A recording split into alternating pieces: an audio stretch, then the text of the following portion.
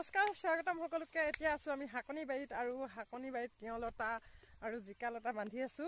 তাৰপিছত আমি ৰঙালাও ছিঙিলো, তাকে দেখাইছো আপোনালোকক। তিয়ঁহ লতা কেনেকৈ বান্ধিছো আৰু জিকা লতা কেনেকৈ বান্ধিছো আৰু ৰঙালাও ছিঙিছো আপোনালোকক দেখাইছো। হাকনি বাৰী শাক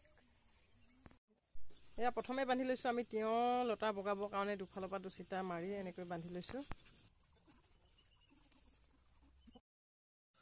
ইয়াত তিয়ঁহ লতাবিলাক বগাব সুবিধা হোৱাকৈ এনেকৈ দুফালে দুচিটা কামি বান্ধি দিয়া হৈছে।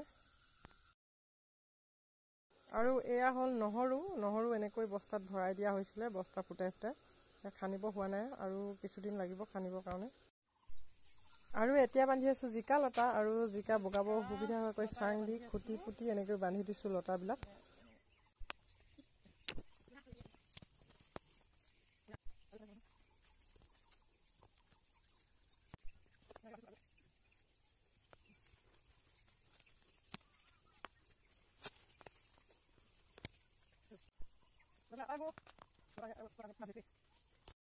এয়া দেখিছেনে বাৰু, একেবাৰে তলৰ পৰা এনেকৈ লতাবিলাক বান্ধি দিয়া হৈছে খেৰলৈ।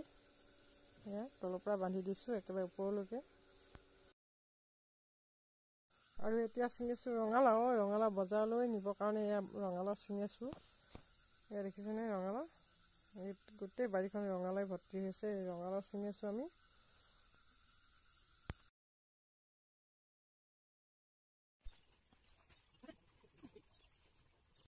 ইফালে ৰঙালাও কেঁচা আহি গৈছে।